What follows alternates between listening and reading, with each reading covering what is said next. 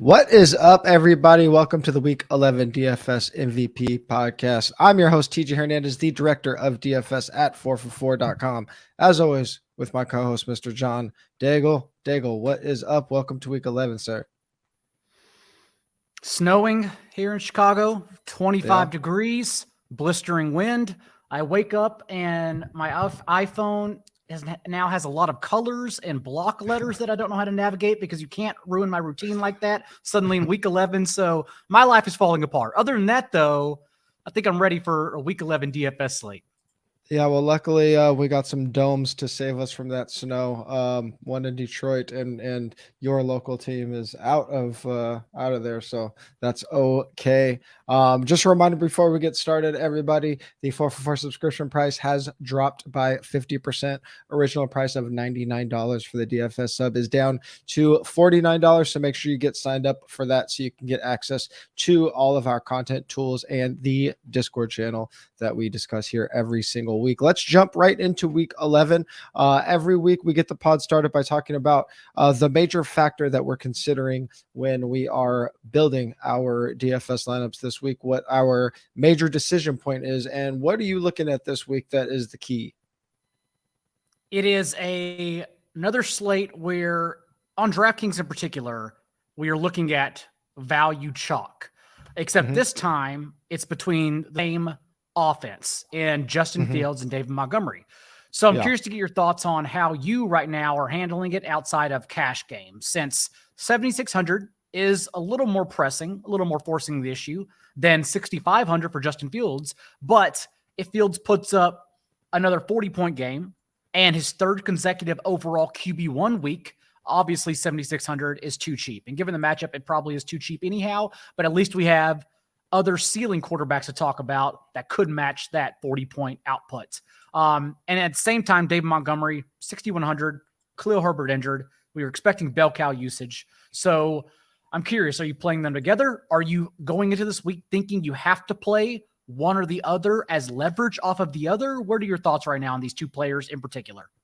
Yeah, on FanDuel, the quarterback pricing is kind of bunched together, so I think we'll see a lot of these guys kind of cannibalize each other. And then David Montgomery is super cheap on FanDuel, so there's going to be a huge gap there. On DraftKings, I don't think, one, to answer your question, I'm definitely not playing them together. I don't think Fields is going to be crazy popular on DK because now that we have Josh Allen and the Bills in Detroit, assuming they could make it there, they can't travel right now. They're going to be more popular than we initially thought. And then these sub 6K quarterbacks, I think, are going to steal quite a bit of ownership. In the same game as Fields, we're going to have Marcus Mariota, who's sub 6K, and then Daniel Jones is in a good spot against Detroit, sub 6K. So I think probably Fields will be the leverage off of David Montgomery, especially because they saw a lot of lineups be very successful without stacking Fields last week. He's rushing so much that a lot of lineups that do play him are probably going to play him without stacking him. And those that do, when you do stack him, you're going to be stacking him with a low owned player. So I think that's the way to play that game. That's fair. It's also interesting that you say Mariota and Daniel Jones will catch some steam here. I initially had Daniel Jones in my player pool as well. I think he is a good play, but assuming the Bills make it to indoors into Detroit, I mean, that adds another 40-point quarterback on this slate. So that's why I actually didn't include Daniel Jones. I took him out of my initial player pool because I just thought, man, and Detroit has allowed a top QB1 in 5 of their last 7 games. Including the overall QB1 and 2 of their last 3 contests since the bye. But overall, it's hard to argue for Mariota or Daniel Jones when Jalen Hurts, Justin Fields, and Josh Allen and Lamar Jackson are just right there.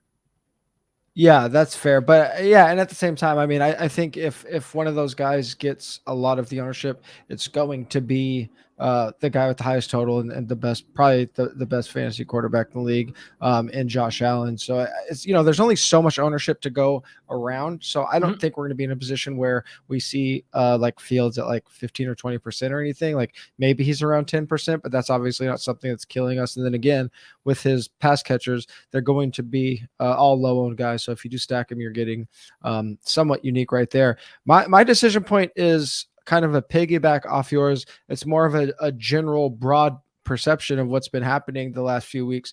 And that's just our confidence in our ownership projections. Ownership has been, we're still fairly accurate, at least in terms of how we're tiering our ownership projections. That's usually pretty easy to do. And then like the most popular guys, usually pretty easy to pinpoint.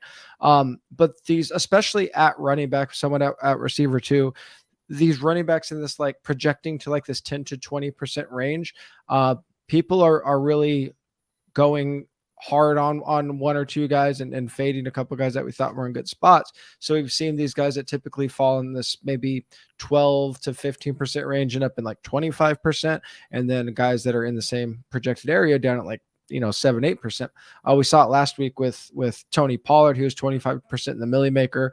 And I mean, it was obviously a good spot. We had a lot of news that Zeke was unlikely to play, but in a late window where there's any uncertainty in the past, we just typically haven't seen those kind of plays be at 25%. So I think going forward, we need to not only be aware of our volatility in our point projections, but volatility in our ownership projections. I mean, so how do you account for that? I mean, it's kind of hard to do, but when you're building, you just need to understand that if guys are in that range, we're not going to be able to confidently say that a 15% guy is a 15% guy. And to offset that, I think when you are playing your chalk, we need to be extra aware of having some uber contrarian plays, because if you have, I don't know, say a guy that you think is going to be say 15%, and then two like 7 or 8% guys, you think that's contrarian enough, and then that 15% guy ends up being 25%, it's going to be really hard to separate from the field. So just being aware of those things. And as every Sunday night at halftime live of the Sunday Night Football game, I did show my lineup and discuss what winning lineups did, just the overarching view, quick 5 to 10 minute video I do if you want to join moving forward. But my lineup actually had quite a few 10 to 15% or 10 to 12% players sprinkled in. And that's because I did get ownership projections wrong last week. And I was pretty upset at myself, thinking I was going to get this guy at 6 or 7%, and I wouldn't have played him if he was 11%, because that's a huge difference, especially for the large field recreational tournaments like the slant and everything that I show in that show. Sometimes I'll pull up the single entries and quadruple ups if I think that's the best analogy for the slate. But no, last week it really was about everyone. The field still played Justin Fields. The winner obviously had Tony Pollard.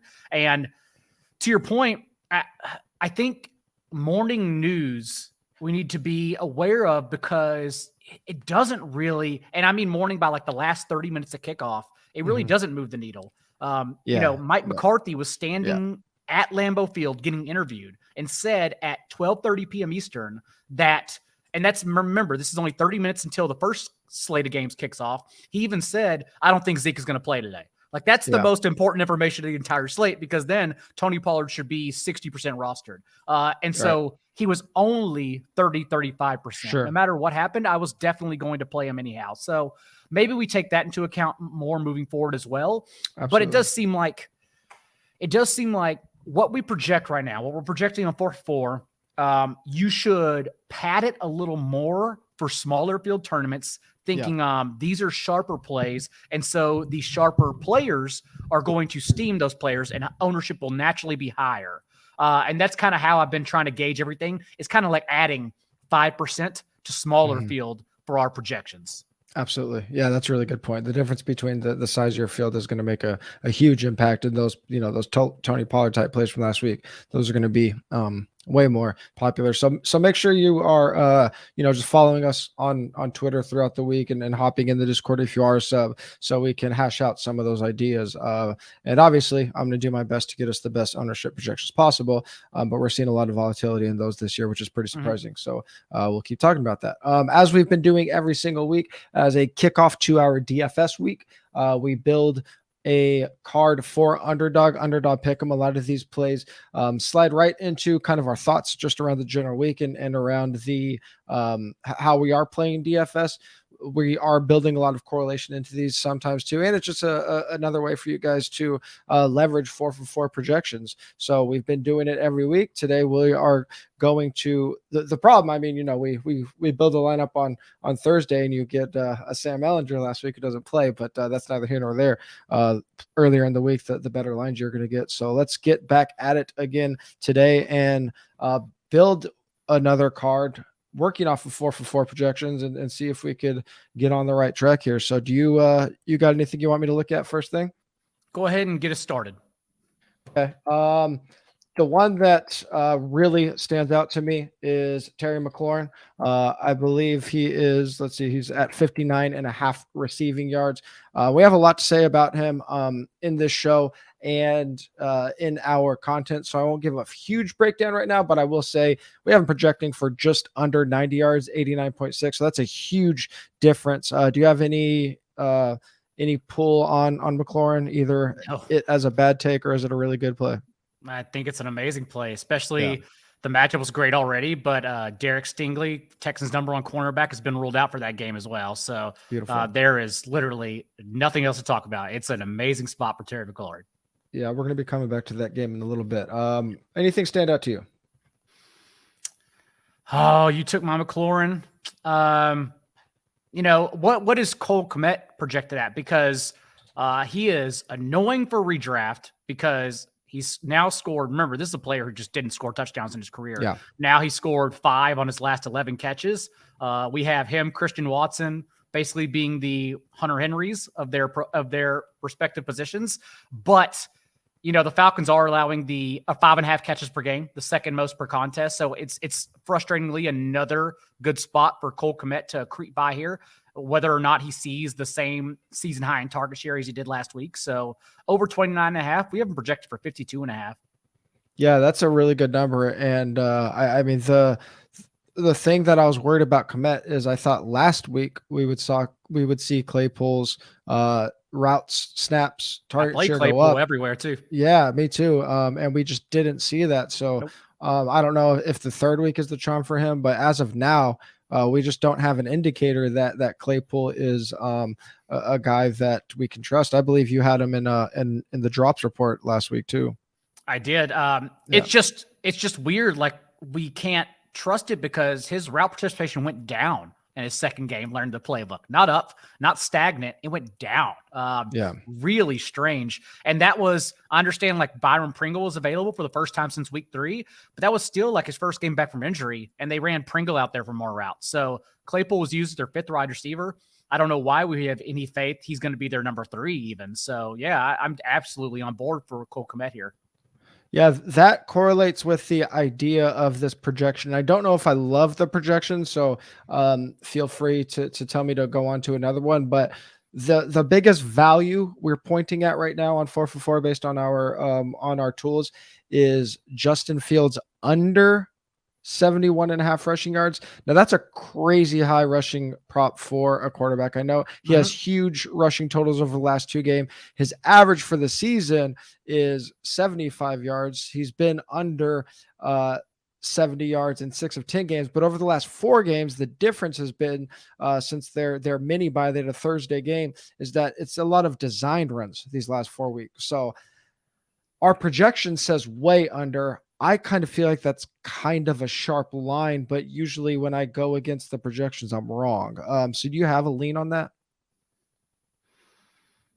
I don't want to bet against Justin Fields right now, especially with double-digit carries and 3 of his last 4 games. I trust our projections, but I don't want to bet against Justin Fields right now. Yeah, I especially because like those numbers, it was still high for a quarterback previously. Like last week, I think his rushing over was 58, and he smashed it by nearly 100. So yeah, I don't want to do that. I will. What about look at Alvin Kamara since Mark Ingram ruled out, Dwayne Washington right now, the only other active running back on the roster. I believe they even waived Jordan Howard. They may have re-signed him back to the practice squad. I haven't seen that just yet. But, the past 2 games, Andy Dalton has not gotten Alvin Kamara involved. I believe like this will be an emphasis game for Alvin Kamara where like otherwise Dalton loses his job by halftime. Yeah, his rushing prop is off the board. His receiving prop's at 34.5. What do you think about his receptions? Is that too close? I mean, we're projecting him for 45 yards receiving. So that's actually a pretty low projection. Okay. I'm down for higher. I do like think that. it's an emphasis game. Also, like we know in DFS, people are going to play the Saints defense for a reason. Like that would also lend itself to Kamara just like being the workhorse here without Ingram. Also, Rams offensive line just keeps getting Saints offensive line keeps getting worse. Aaron Donald's going to be wreaking havoc, so it's going to be get that ball out quick, which means Kamara should have the game. So 3-player card, $25. Let's get this thing on the right track. If you guys are listening instead of watching, we post this every single week on our Twitter, and hopefully all the lines are still up when you guys hear this. So check out the Twitter there if you want to look at the card. If you haven't signed up yet, go to 4for4.com/underdog. Use the promo code 4for4 when you sign up for a new Underdog account. That'll get you a free DFS sub at 4for4, as well as a 100% deposit match bonus up to $100. Let's get into the meat and the potatoes of the show, the DFS plays of the week, starting with your quarterback, my cover boy. Who you like this week? Jalen Hurts, if we are trying to match Josh Allen's ceiling, is yet again in an amazing spot here. I throw last week's or Monday night's performance out the window. Just think what had to happen. The Commanders ran the ball 40 times just between their running backs. The Eagles had 22 plays through the mid-third quarter and ended up with only 45 plays just because Washington literally played bully ball with them. Mm-hmm. And so not only have we been in this situation before, we think we're going to get Jalen Hurts under-rostered for game script reasons. We also know he can match Josh Allen's ceiling. And we also know that if like, against the Steelers a few weeks back, this is the same situation where everyone was talked off of him, again, for game script purposes, and then suddenly he threw for 280 and 4 touchdowns, basically all in the first 3 quarters, and then it didn't even matter anymore. He still matched their ceiling. So given that we know how the Colts play defense, Gus Bradley, never seen a snap he doesn't like where he doesn't run cover 3. Second in the league, 47% of the Colts snaps come from cover 3, and Jalen Hurts quietly leads the league with 10.5 yards per attempt against zone coverage. So I think it's an amazing ceiling spot, especially given the soft performance on Monday night. And again, double stacking the Eagles, A.J. Brown, Devontae Smith in a game without Dallas Goedert. And so we think the target tree becomes more concerted to their best players as well. Like I think this is the week to take it all in and soak it up. Yeah, this is the only game on the main slate where both teams are top 10 in neutral pace over the last 6 weeks. In that same time span, both teams are top 12 in passing rate over expectations. So that bodes well for if there is some shootout potential there, which I don't know if the Colts can keep up or if they're going to let Matt Ryan throw that much, but passing rate over expectation has been kind of high for both teams. And then you talked about Devontae Smith. One of the interesting things from a tournament perspective here is that on the Indy side, we might get popular Michael Pittman, and also on DraftKings maybe a popular Paris Campbell. Devontae Smith is priced almost identical to Pittman on both sides, so you're going to get some leverage there, a low-owned stack option no matter who you pair with Hurts. No other player, now that Goddard's out, besides A.J. Brown and Devontae Smith, have a target share over 7.5% on the year. So to your point, like it's not like it's going to be a committee tight end approach. They got separate tight ends for blocking and passing situations. I think everything just condenses on AJ and Devontae this week. And I'm going to be overweight on Devonta Smith anyhow. I probably should have saved that for the Discord, but I definitely like where I play Jalen Hurts. Yeah, I'm trying to find ways to tack on AJ Brown, expensive on both sides. But given that everyone else will probably try to get to Diggs and Justin Jefferson, who I actually think is a really good fade this week. We'll talk about that more on Sunday morning. Then I love AJ Brown's spot too. So whether you use Devonta Smith as a standalone option or bring him along with Jalen Hurts, you don't even have to have a Colts run back. Like you said, Paris Campbell is a good option coming off a team high 32% target share tie with Michael Pittman and Jeff Saturday's first game helping call plays. But nonetheless, like we're going for the ceiling performance here for the Eagles. So you would just have to hope they soak up all their touchdowns through the air. Yeah, I love the Eagles this week, especially in tournaments. I mean, on FanDuel at least, you could probably get to Jalen in cash. I don't know if you could do it on DK. Another ceiling quarterback this week is Lamar Jackson, the biggest favorites of the week. Baltimore favored by 13. Lamar at 8,400 on both sites. The biggest boon to his passing outlook, to Lamar's passing outlook, is the fact that Mark Andrews should be back. Carolina's hurting in their secondary. They're already a struggling defense ranked in the bottom half of the league in schedule adjusted points allowed to every single position except tight end, but they're still 14th against tight end, so they're middling. It's not like they're good. They're not going to take away Mark Andrews. Everyone's talking about Justin Fields rushing upside and rushing floor. I mean, Lamar's still averaging 71 rushing yards per game on the ground, so he has as safe of a floor as any quarterback in the league. We have him as a top 2 value on both sides. The top value on DraftKings. He's priced between Allen and Hurts on FanDuel. We mentioned that these quarterbacks are kind of bunched up together on FanDuel. On DraftKings, he's the QB4. He's $800 less than Allen. That's a huge gap between Lamar and the QB1. So you're getting a lot of, even though 8,400 is expensive on DK, you're getting a lot of value relative to the top quarterbacks on Lamar here. What are your thoughts if Lamar is ruled out on Tyler Huntley?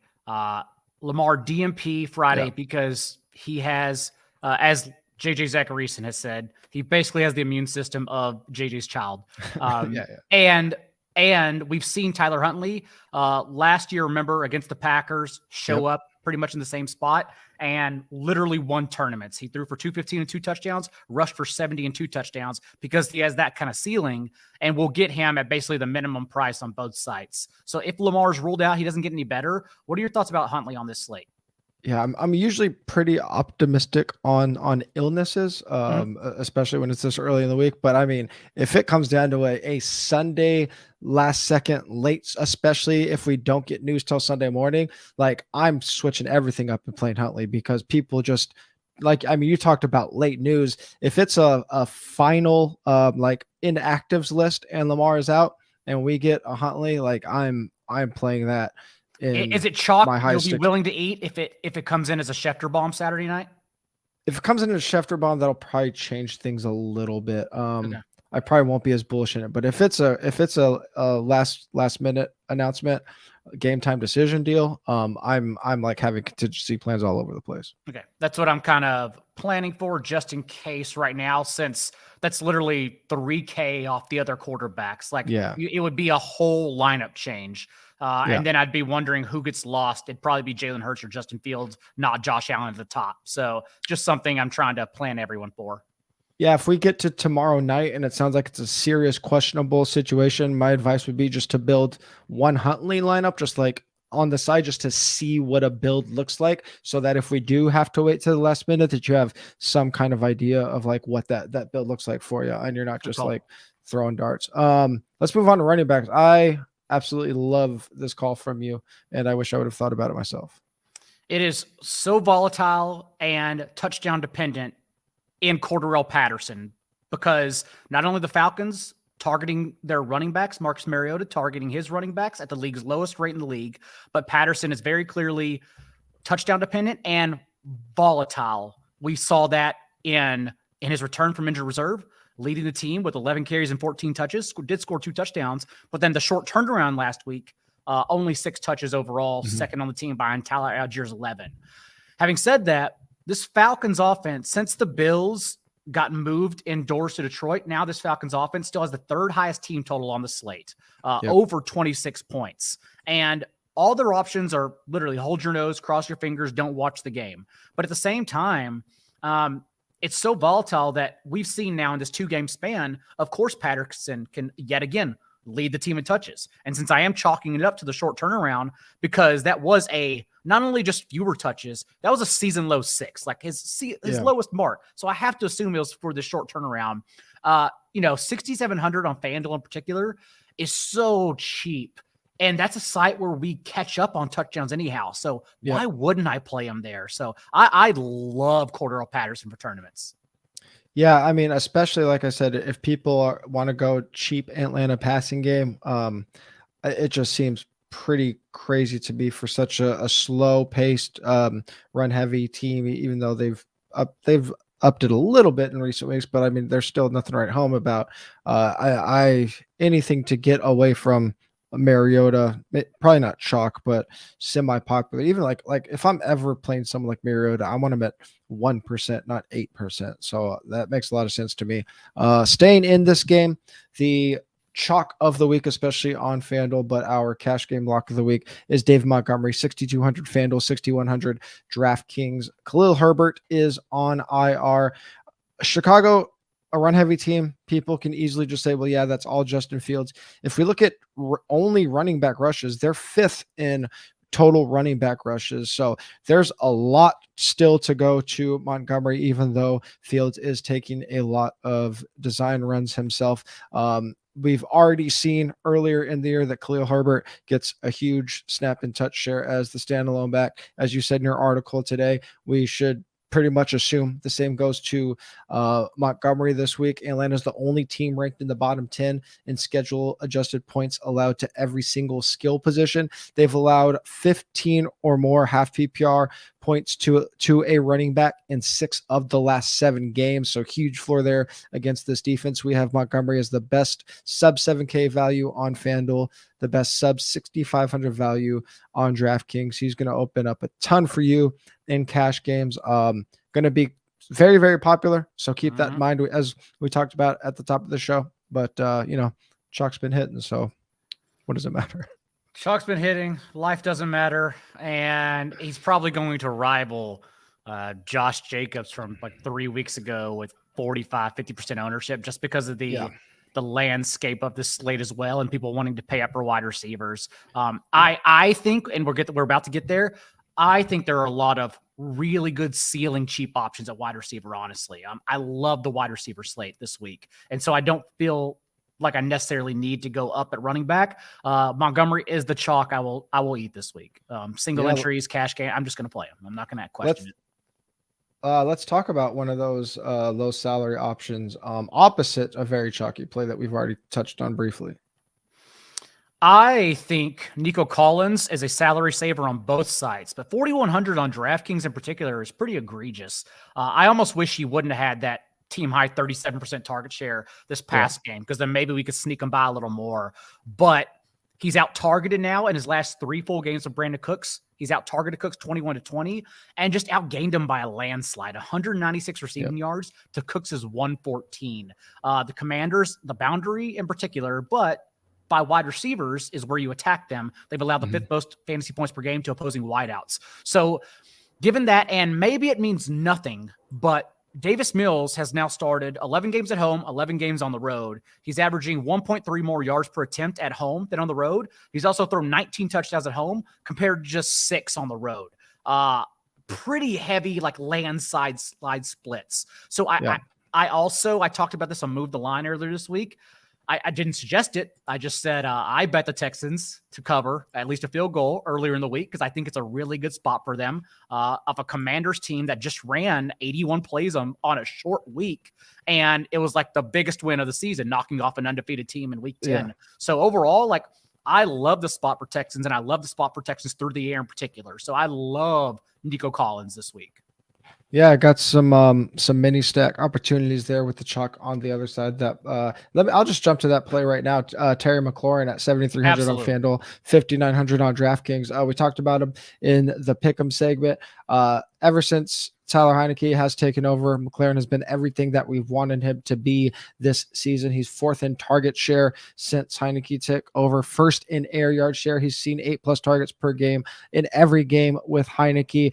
If we look at fantasy points allowed, Houston looks like they're tougher versus the pass versus the run. That's probably a lot of game script, has a lot to do with game script and then being behind a lot. But in terms of efficiency, they're still very, very bad. 29th in explosive pass rate allowed, 30th in fantasy points per target allowed to perimeter wide receivers. As you noted in your article, that's where Terry lines up a vast majority of the time. We have Terry as the wide receiver 4 value on FanDuel. He's our top value at wide receiver on DraftKings. Fire up Terry in all formats. There's not much to say. I hope he doesn't gain too much ownership because Terry McLaurin is an amazing play this week. I still keep wondering whether more people are going to go one of Antonio Gibson or Brian Robinson. Brian Robinson's really cheap on FanDuel. He makes a lot of sense since we're trying to score touchdowns there anyways. But either way, Terry McLaurin is a great play. Great play. Yeah.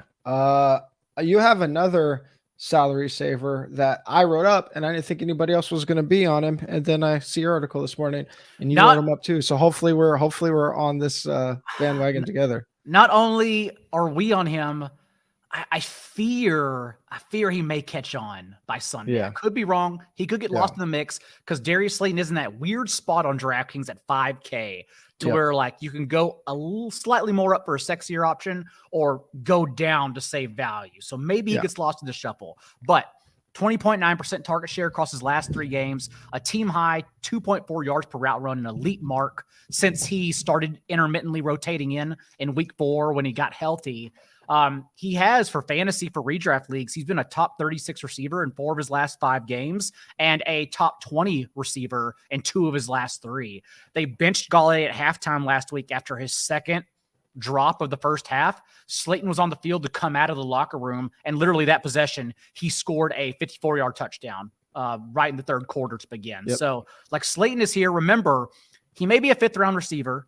He may have had to earn a role in the Joe Judge, Dave Gettleman era, who don't have any idea how to evaluate personnel anyways. But remember, Dane Brugler actually had him ranked as a top 50 player in his draft class. It's just off-field issues pushed him down to day 3. And so Slayton is a terrific prospect when given a full allotment of routes, which now we believe he's suddenly going to be doing, can smash. And that's what receivers do against this Lions defense. So Slayton, it's also great because Slayton is a pivot off of Saquon Barkley. And that's what makes me interested in him. Yeah, I think as far as Slayton's ownership goes, I think if he was going to catch some steam, it would have been most likely because Jones was going to catch some steam and you need to figure out who the hell to stack him with. I think probably the Bills game getting moved to Detroit takes enough ownership away from the field that neither player just gets like crazy popular. Like maybe Slayton is 6% instead of 1%. But I think that's probably on the very high end of his ownership projection. The Lions have filtered a lot of their wide receiver points to the middle of the field. They've allowed the most fantasy points per target to wide receivers in the slot. They're actually top 10 against perimeter wide receivers. That's on a per target basis now. And if you ask, the average person who the Giants slot receivers, they'd probably say Wan'Dale Robinson, but 54% of Slayton's targets have come while he's lined up in the slot. So they switched that up a little bit. So Slayton's going to have plenty of it, opportunity to take advantage of that there. He's a good play. At the top of the salary rankings, but still one of our best values of the week, CeeDee Lamb, 8,100, FanDuel, 7,500, DraftKings at Minnesota. We saw that crazy game with Buffalo last week. That wasn't a fluke, at least in terms of Minnesota giving up the booty in the air. They're 26th in schedule adjusted points allowed to wide receivers. They've faced the 5th highest pass rate over expectation this year. They've allowed the highest explosive pass rate since Dak's return.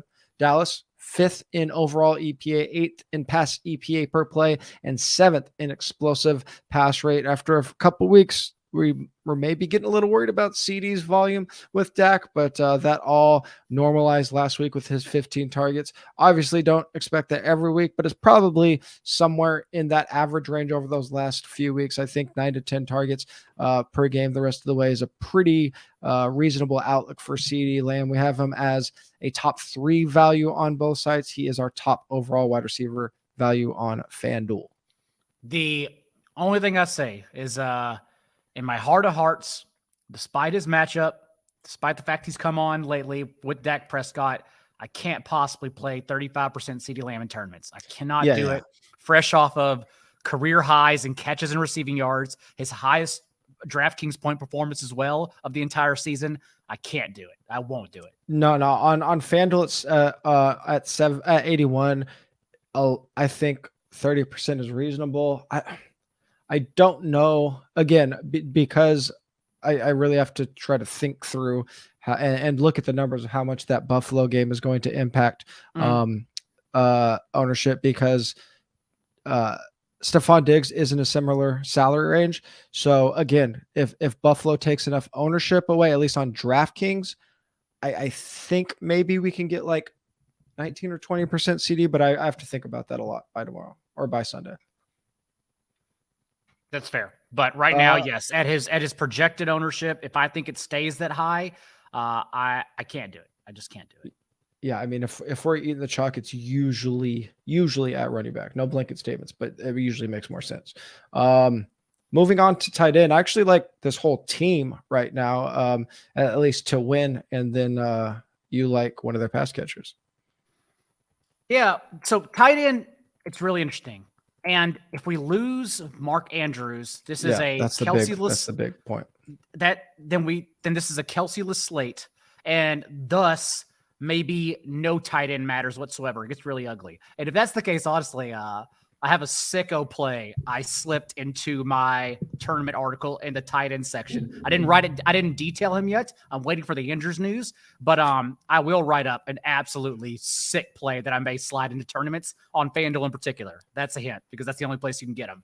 But for cheap tight ends, I really think, because everyone's going to try to play Jack Stoll, but I think Tyler Conklin is like the most confident we can be. And we saw before the Jets bye that I think the fallout, yes, Denzel Mims is running more routes in place of Corey Davis, but with Corey Davis ruled out again in this one, we saw really that Tyler Conklin has benefited the most with that Corey Davis. In particular, he ran a route on 83% of dropbacks before the bye, his second highest mark of the season, and also recorded just 2 targets. But the fact that he secretly snuck in there for those routes, and the week prior, 2 weeks prior, remember, he averaged a 23.5% target share. So I don't really worry about that blip on the radar with 2 targets and 8% target share, considering he was still out there running routes. So I do like the Patriots defense as a contrarian pay-up spot, since a couple weeks ago,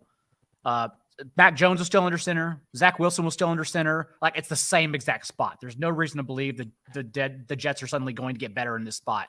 But at the same time, I think one of them can get there, because remember, in that Millie Maker lineup, you even wrote this up, against the Patriots. Well, the Millie Maker, of course, it got a little lucky, because the Millie Maker always gets a little lucky. They played naked Garrett Wilson and Tyler Conklin. But in small field tournaments, the winner had either Tyler Conklin or Garrett Wilson in a blowout game script. I think we're kind of looking at the same thing. And on a week where tight end is so ugly, Tyler Conklin being the cheapest, most confident option, who just had 2 targets, there's more reason for him to soak up more opportunity. So I do like Tyler Conklin a lot.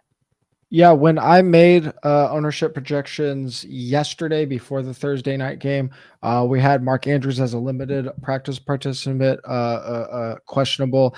He is a full practice today.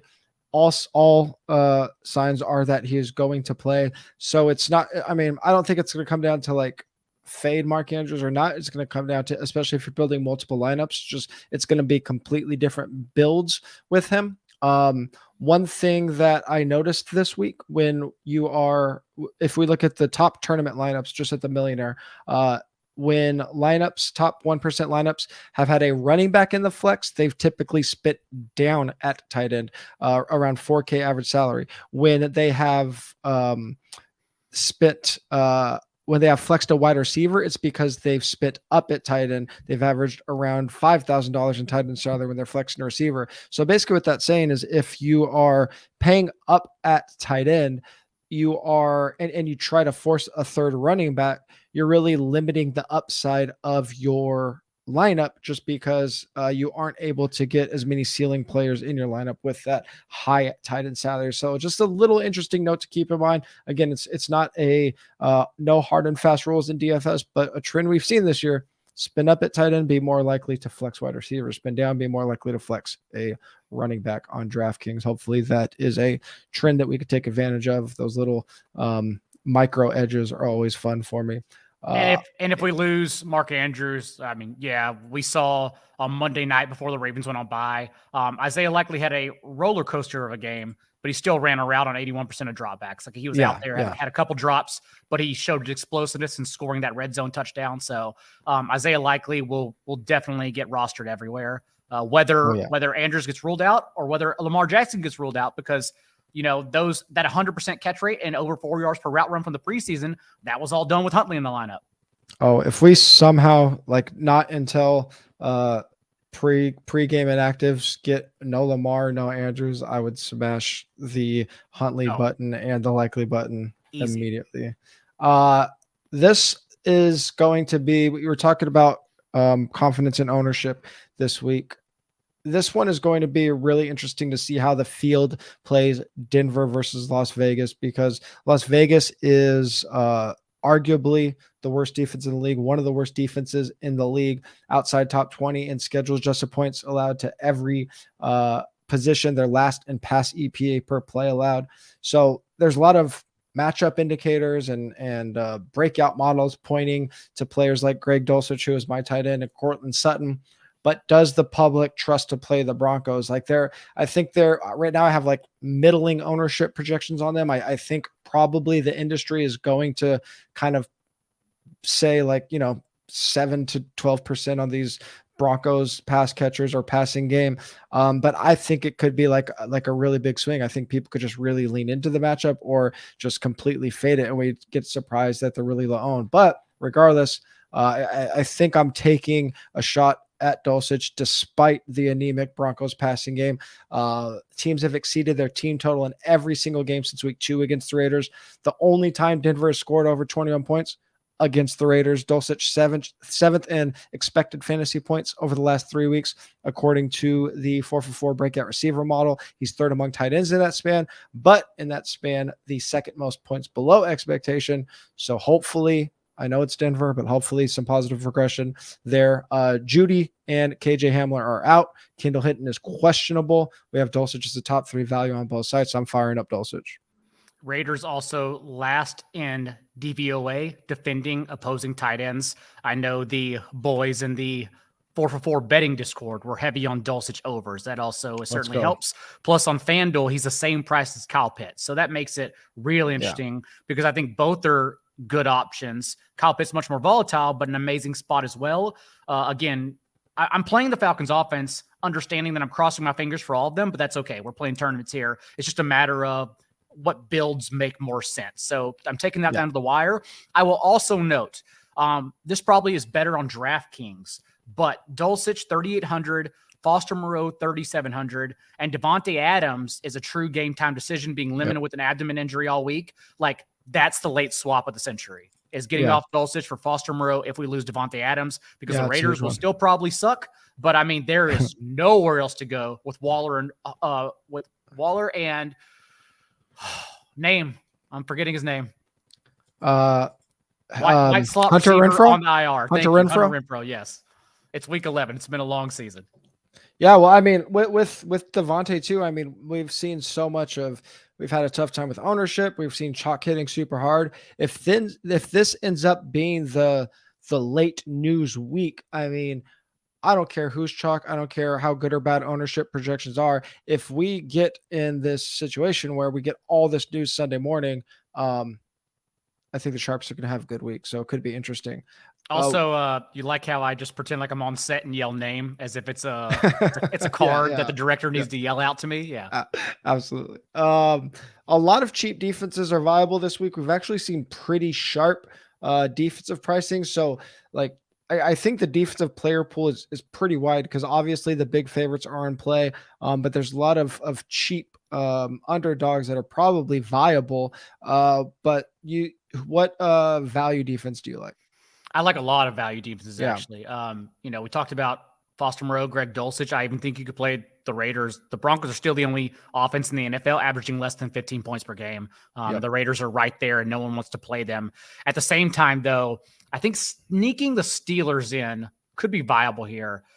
Massive splits that Vegas still isn't accounting for with TJ Watt in the field. The last 2 years, going back to last year, opposing teams are averaging 6.4 yards per attempt through the year, as opposed to over 9 yards per attempt when Watt's off the field compared to on the field. So, like, the Steelers could definitely wreak havoc here. Also play a lot of 2-eye safety, which the Bengals are still trying to figure out how to play against. As we've seen even with Patrick Mahomes and Josh Allen later on in their careers, it took about a half a season for them to understand you take what the defense gives you. Burrow's still learning that. And the last time the Bengals were asked to block to protect Joe Burrow against an elite pass protector, Myles Garrett in this case, like TJ Watt, remember, he got dominated. Because this line just isn't ready for that. So I really think the Steelers are a very sneaky option to sneak in. Yeah, I mean, when it's very dangerous to look at season-long numbers when we have instances like this. It's like dominant pass rushers just switch things up so much. They swing things so much that, I mean, season-long projections just or season-long totals just really don't matter. Like you said, the splits with and without somebody like TJ Watt, I think is really, really important. Speaking of injuries, the Saints are riddled with injuries, but at 4,100 on FanDuel, at $3,000 on DraftKings, they're going up against the Rams, who have struggled all season on offense. Their offensive line has been pretty bad, and now they're without Cooper Kupp. So even though the Saints are shorthanded, so are the Rams. I'm trusting that the Rams still just have an 18-point team total, even with all the injuries on the Saints side. The Rams are bottom 10 in adjusted sack rate allowed. Saints are going to be pretty popular, but they're a great value defense. I'm probably, especially on FanDuel at 4,100, locking them in the cash games at 3,000 on DK. Probably just go down to your Steelers at 2,300 in cash games and hope that the Saints aren't overly popular, especially with the guy you mentioned earlier, Kamara. I don't think Kamara is going to be crazy popular in DK, so we got some mini stack options there. And again, I think paying up for the Patriots is kind of the best way to go if you can find the salary. In tournaments. Yeah, we've seen pay up for defense to be contrarian. Well, actually, we saw $4,100 defense be 20% the other week, but paying up for defense has actually been a little bit more viable this year than we have seen in years past. But those two value defenses should save you some salary. As always, if you guys want a continuation of this and want to just get ready for all late breaking news and everything that we've changed our mind on between now and Sunday morning, get access to that Discord show by signing up for a 4for4 subscription. As I mentioned at the top of the show, they're half off, down to $49 for the rest of the year. We go through Super Bowl. If you don't have an Underdog account yet, you could go to 4for4.com/underdog and use the promo code 4for4, and that'll get you access to a free DFS sub with your first deposit, and Underdog will match your deposit 100% up to $100. If you want to give back to the show, the easiest thing you can do if you're listening on your podcast platform, give us a 5-star rating and review. If you're on YouTube, like the video, subscribe to the 4for4 channel. And if you want to, go ahead, Daigle. And one more thing, we're trying something new. We're overlapping our DFS and betting product even more. You and I, both in our articles and on the show, talk about betting and what we think like pro bettors are doing. Since I, in particular, am also locked in the handicapping streets. But I figured we also aren't the exact sharpest at that and watching books throughout the week. We have other jobs. And so every Friday afternoon moving forward, and by the time you're listening to this, it is most likely available on YouTube.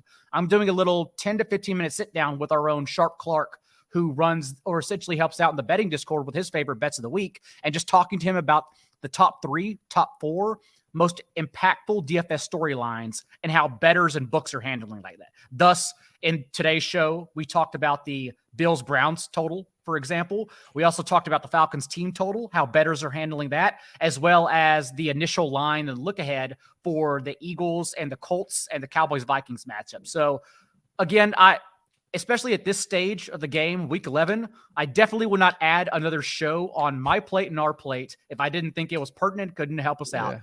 So it's there now moving forward for everyone. Yeah, and Sharp Clark's been crushing it. And I mean, he puts out some of the best Twitter threads that I've seen, whether it just be about general football or betting or just betting in general.